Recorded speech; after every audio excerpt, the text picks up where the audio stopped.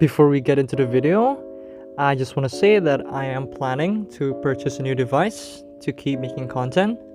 So if you're feeling generous, your support will really come a long way. The support link and perks package details will be on the description down below. And with that out of the way, let's jump into the video. A few weeks ago, I got a report from a source that I can't disclose that BDM just got tens of thousands of new players on just this July alone. There's also the same reason to why these days you guys might be starting to see many white emblems in normal arenas and other forms of PvP.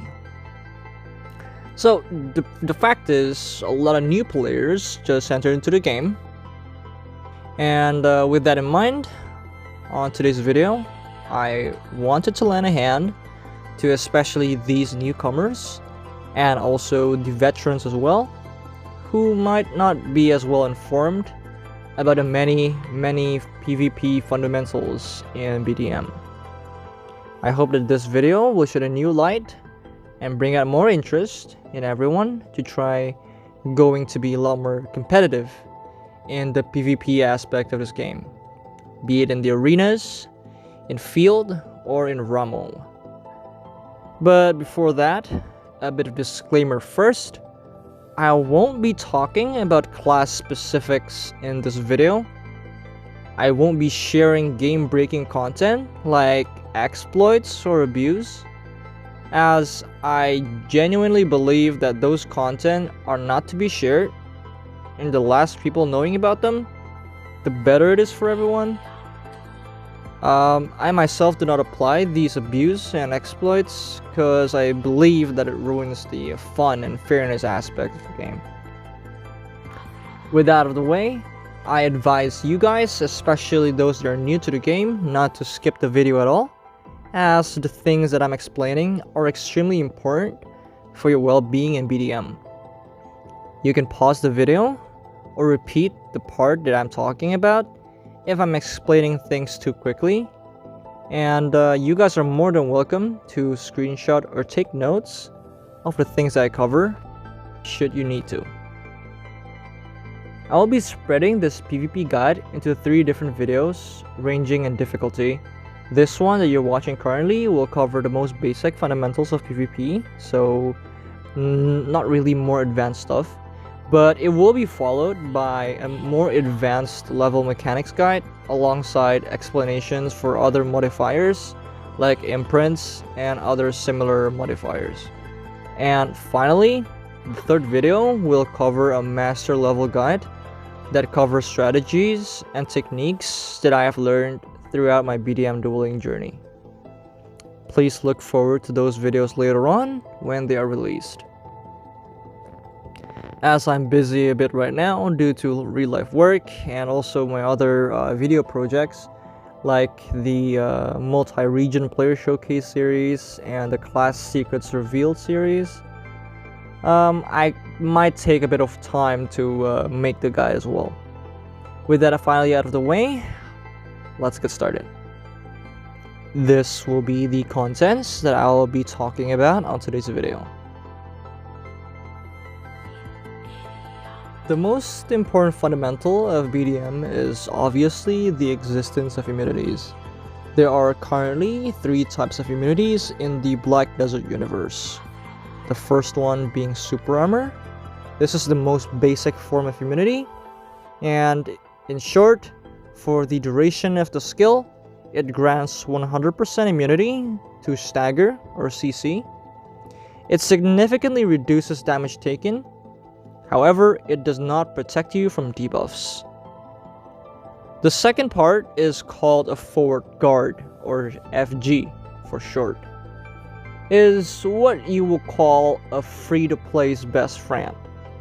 For the duration of the skill, it grants 100% immunity to damage and CC and debuffs. However, it only works in the front. The back and the sides are completely unprotected Thus, positioning is key while using a forward guard skill. The third one, being the best immunity type in the game, is called Invincible. This is probably the best and rarest type of immunity in the game. Basically, for the duration of the skill, it grants the user 100% immunity to damage, debuffs, CC, and stagger for the whole duration, and it also protects you from grabs. Immunity skills are divided into two types, being applied in the arenas and not applied in the arenas. You can see this on a skill page. If it doesn't say not applied in the arenas, it means that it works for arenas. Some skills will also contain a feature where you can change its base immunity to another. For example, from a super armor to a forward guard, or vice versa. A good example of that skill is Radiant Charge, which can be changed to what you prefer, from a forward guard to a super armor, or vice versa. A skill's upgrade or flow might or might not have immunity, so be sure to check beforehand before you use them. There will be times when you need to turn off the flow of a particular skill due to the flow being unbeneficial for a particular content. The next thing we're going to be talking about is CC tiers. CC works this way in BDM, ranging from level 1 all the way to level 5. This is how CC works, and this is pretty much how you would craft a combo. You would always start from the lowest level all the way to the highest level. So, on the first one, as you can see, stun lasts for 1 second. Level 2 is a daze or a freeze. They last 3 seconds each. And then level 3, you have a knockback, which lasts for 1.5 seconds. And level 4, which can be chosen regarding which one you want. They have a bound, a knockdown, and a knock up, each of them having different durations. And finally, level 5 is a grab. Grabs do ignore SA, however, it does not ignore SA with anti-grab. We will be discussing that later on the second part of the video. But in hindsight, grabs do pierce through forward guard and most super armor skills. The way this works is you cannot keep a skill of the same tier and it will not bypass the CC of the same tier. For example, you can go from a stun to a daze, but you can't go from a stun to a daze and back to stun again. Also, repeating the same level CC tier will not refresh the duration. You can only bypass a lower level CC tier with something of a higher level. So an ideal combo would look more like a stun into a daze, into a knockback, into a knockdown, into a grab, and maybe another damage filler. But pretty much, this is how CC works in this game, and I think it's quite easy to understand. Next, we're going to be talking about something called chain link or skill link. This basically, in short, enables a faster cast of a different skill if it has a chain with the previously cast skill. You can press this button on your skill page to see which skill changed to what. This is, however, not all of it. Some are hidden, just waiting for you to find out on your own. If you want to skip this process, feel free to ask the generous veterans on your own server or on the BDM official Discord to share them with you. Skills with link chains ignore backswing, so it connects and casts faster. For example, a Primrose's Infinite Step to Absolute Zero will cast faster than using Absolute Zero by itself. The next thing we're going to be talking about is the existence of flow. Flow is a BDM term that is equivalent to a skill upgrade. It can vary from being simply an increase in range or an additional hit to completely changing a skill.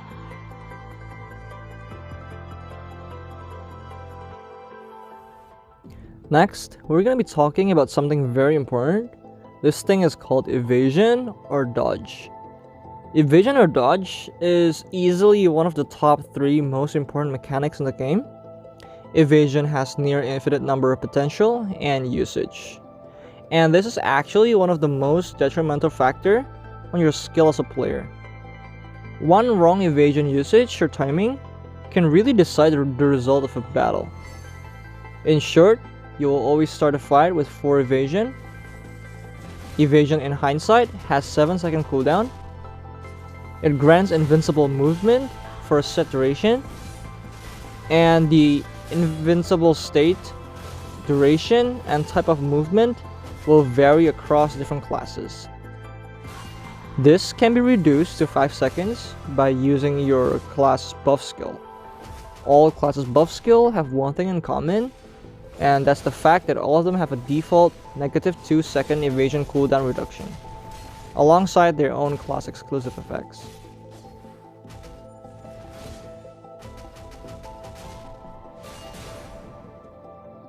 Now, we're going to be talking about critical hits. Critical hits is basically a chance to deal up to 2.15 times the damage of each hits. Each hits of a skill has their own individual chances to proc a crit. Next is branches. Branches give you bonus damage by default depending on your branch type stat. Plus, it will add a special effect depending on the type of branch that you choose for which skill. There are 4 types of branches in the game: Ahip, and Sarat. Adds an X percentage of your skill's base damage, and it can crit. Ahip basically grants you a flat 10% chance to deal double the base damage of your skill. This can crit as well, but the chances for both an Ahip proc and crit to proc at the same time is extremely low. Each individual hits of a skill has their own separate chance to trigger the Ahip effect, thus making Ahip more effective when put on a skill with multiple hits. For example, Reckoning. Next is going to be Lebreve. Lebreve gives a flat X% chance increase to your skill's crit chance. This crit chance works independently with your own crit chance stat, so you don't need to worry if your crit chance stat is already maxed out. The Lebreve will do its own job. And finally, the last branch is called Sarat. This, in hindsight, gives a special effect of increasing the number of targets that your skill hits. I advise to put Sarat on a class that is a support or on a skill set you use for farming. Supports can really help more people by equipping Sarat because it actually increases the number of people that you heal, and also you can put this on an aggressive support like Primrose so that you can actually target more players with your debuff. Next, we're going to be talking about status effects. Status effects go in 2 different kinds: debuffs and buffs. To start, we'll talk about debuffs first, and the first type of debuff is called speed loss. Speed loss basically gives added delay to a skill's activation and prolongs the animation backswing. This debuff also doesn't stack, and the strongest effect will override the weaker effect. Applying it to an already debuffed target will only refresh the duration of the debuff. There are 2 types of speed loss effects. One is the attack speed slow, and the second one being movement speed slow.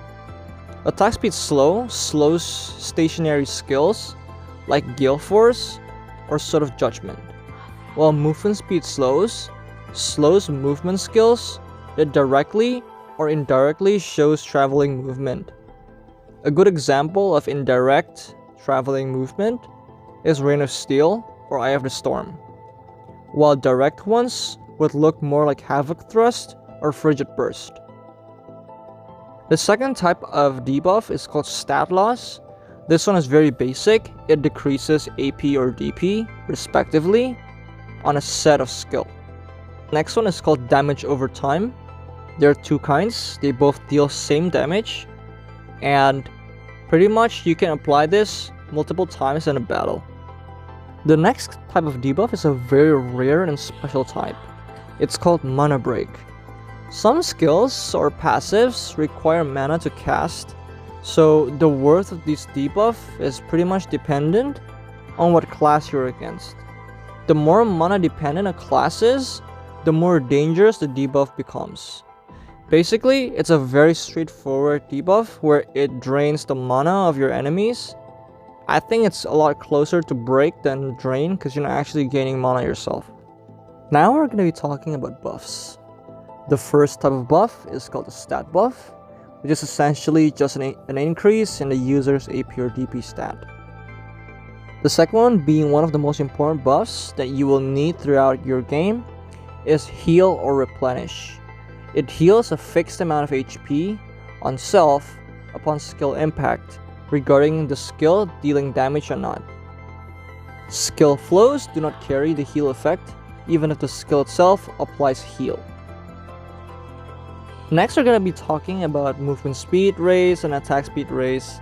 Pretty much very self-explanatory. They increase your movement speed, they increase your attack speed, making you faster and cast skills faster.